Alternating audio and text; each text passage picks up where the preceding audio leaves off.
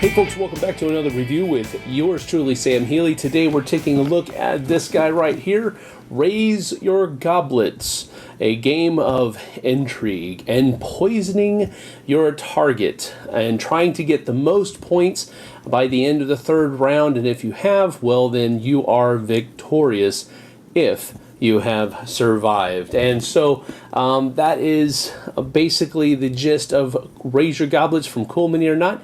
Let's get down to the table and we'll take a look.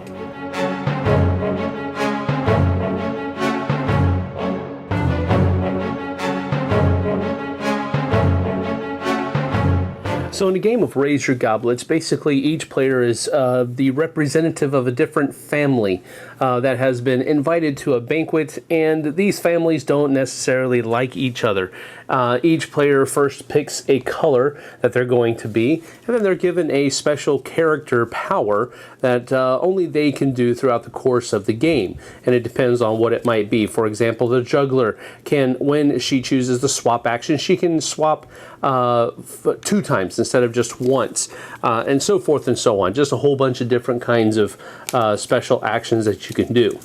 And then they're also given a target card. Basically, you have been sent here to poison somebody else at the table, and that is what you are trying to do. So these target cards have different families on the back of them, and of course there are 6 of them in a 6-player game, and so forth and so on. So, during the course of the game, you are going to be trying to load these cups up with either an antidote, poison, or wine. Little tokens that are starting here. And at the beginning of the game, the cups are seeded with a certain number of tokens determined by the number of players in the game. So first of all, 1 antidote and 2 poison are put into the seed, and then you add a number of wine tokens so that you have 6 altogether, or 5 or 4, however many players you have. And then these are randomly put into each cup so that nobody knows what is in them, not even the person that is doing it. And now we are ready to start the game. Each player starts with 3 wine tokens, 2 poison tokens, and 2 antidote tokens. On your turn, you're going to be doing 2 actions, and those actions can be any of the following. First of all, you can pour, and what pour means is that you're going to take one of the tokens from behind your shield and pour it or put it into one of the goblets of your choice that are on the table. So if you want to make sure that, say, the one that's in front of you is getting an antidote, you want to put that in there. Or if you're going to make sure that your target gets poisoned, you want to try to get it over there. Or if you want to start getting rid of your wine tokens, then you can start doing that. But pour is where you're putting one of these tokens into a goblet.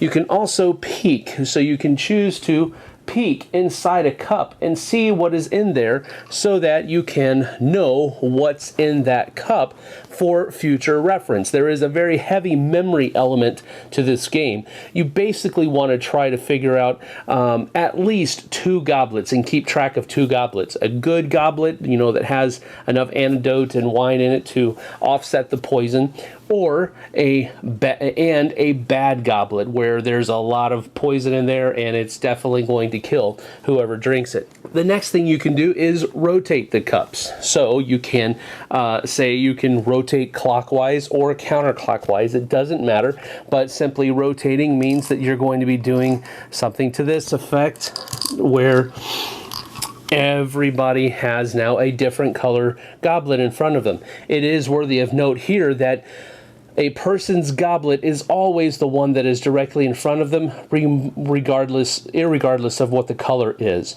So even though the color doesn't match right now, this is my goblet. You can also swap, where you can take this goblet and swap it with this one. All right, and then you can also toast. Now, toasting is where you're actually going to pick up the goblets and look at the pour the contents out on the table, which is to simulate drinking the contents of the goblet. But that can only be done in your first action, and it can be the only action that you do. So the last thing that you can do is pass, and that simply is you're not doing anything.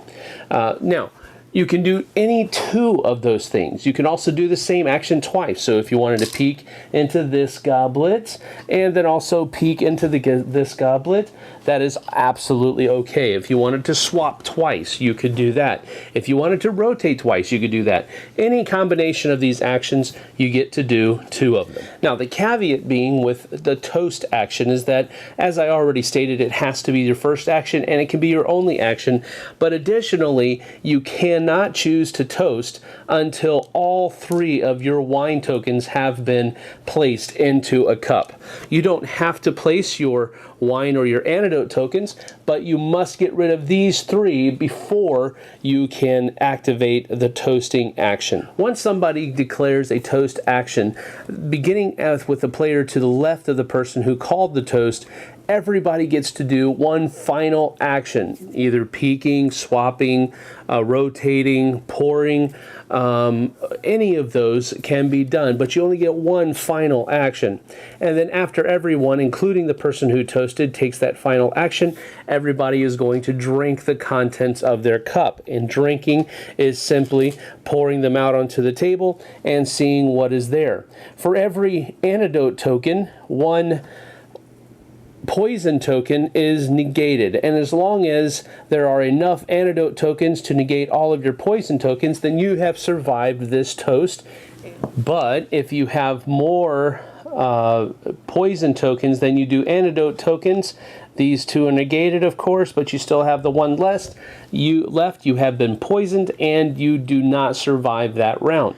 Now, you get points based upon what you're able to accomplish within the course of the game. For example, if you survived, you get a victory point. If your target was poisoned, you also get a victory point. And if both of those are true, you get another victory point. Additionally, the person who has the most wine in their goblet, red tokens that is, gets an additional victory point. So each round, you have a maximum ability of scoring 4 points.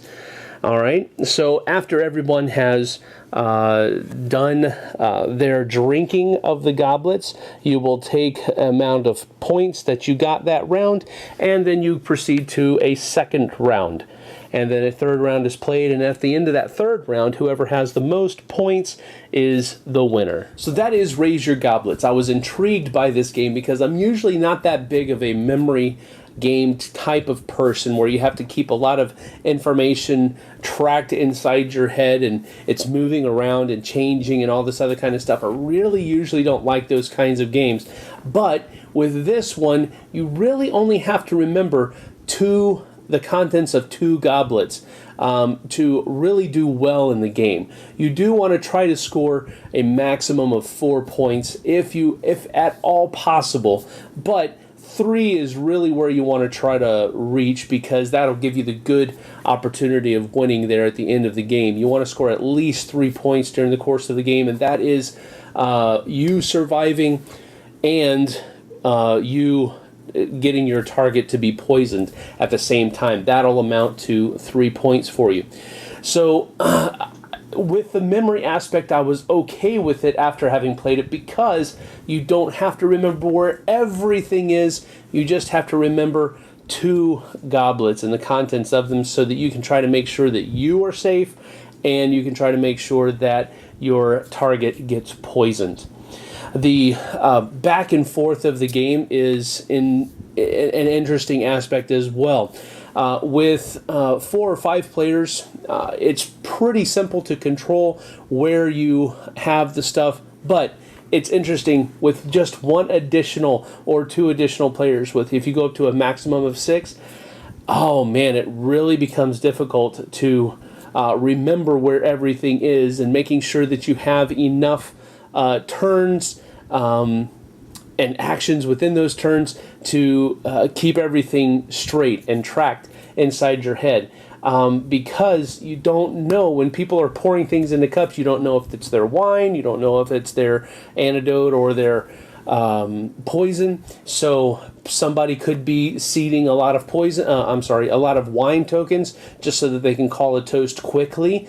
So there's a lot of different aspects to the game that I really did enjoy. I just simply liked the fact that, first of all, the cups were amazing. I was really, that's the first thing that caught my eye as we brought it out of the box. The tokens for the antidote and the wine and the poison, those were nice and chunky, not hard to pick up or anything like that. They weren't very fiddly at all, so I liked that. The card stock of the cards is, while it isn't the most fancy cardstock, it's durable, and I think that's more important sometimes to have durable cards rather than the fancy linen finish ones. So, I mean, if you can have both, that's the best thing. But I like the fact that the cards are durable, even though they're not flashy or fancy. The gameplay itself is somewhat low-key. It isn't a wild and raucous type of game. It's a very quiet, deliberate kind of game, and again, usually I'm not on board with that kind of thing, but there are points throughout the turn each round, and enough of them, where you can kind of rib the other players and kind of throw suspicion at them and that type of thing. So there was enough of that, just enough of it to make it interesting. It wasn't where it didn't feel like we were just sitting around a table watching people do things. It felt like there was a lot of tension, a lot of interaction between the players, but it was quiet interaction. Usually I don't like that, but with this one I was okay with it because there is so much tension that is definitely there. Now, there are rules for you to play this game with 2 to 3 players or with 7 to 12 players. Now, the way that happens is with 2 to 3 players, I highly recommend that you just don't do that. Don't play this game with any less than 4 players, and even then, if you can get 5 or 6, I would definitely go with that instead, because with a higher player count, that's where this game really shines. Up to 6. Now, with 7 to 12, they do have a team variant where each noble that comes has a wine taster that comes with them. So you pair up into teams of 2, and you can each do your own actions. But then it also introduces a loyalist or a betrayer aspect to the game. So there would in a 6-team game, there would be 5 loyal wine tasters and 1 betrayer wine taster, where he is actually trying to get his noble to be poisoned. So my final thoughts on the game are simply this: it is about an hour long. Each round is going to take around 20 minutes probably, and there's going to be some talking and stuff like that, so I would say right around an hour is how much you're going to be spending playing this game, which isn't bad. Any more than that would feel like, well, this is really dragging. Any less than that would feel like, wow, that was over too quick, and I don't think that I was able to do everything I wanted to do. So with that, I think this is a good sweet spot for a game. Sometimes the rounds will go a little bit longer depending on what people are doing, how much they're trying to keep track of where everything is, and how difficult it is. The more you swap everything, the harder it will be to keep track of everything, so people might take more time trying to keep track of where the things that they're trying to keep track of are.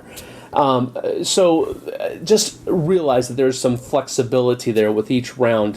15, 20 minutes, I would imagine, is the max for any round that's going on, but it could go longer than that. It just depends on the player count and who the players are. All in all, I'm going to go ahead and give this 1.5 thumbs up. It doesn't get the full 2 because, again, like I said earlier, I'm not too big on memory games, and even though I gave it kind of a pass because you really only have to remember the contents of 2 goblets, it's still a memory game, and it's not my choice of games. However, a 1.5 on a game that I really don't enjoy on a kind of game that I really don't enjoy playing, that's pretty high. So I did enjoy the game. The component quality is very good, so I think you're getting your money's worth in the box. I also think that this is a great social kind of game. Even though it's quiet, There's a lot of social interaction that's going on with the different things. You're second guessing yourself, second guessing your other people, trying to figure out who is your target. Who is targeting you and that type of thing. There's a lot of social interaction going on, even though it's quiet. So with 1.5 thumbs up, I say I can highly rate this one. No worries at all. I think this is one you should, at the very, very least, go out and give a try. And if you like it, go ahead and give it a purchase. But that is Raise Your Goblets from Cool Mini or Not. See you on the flip side.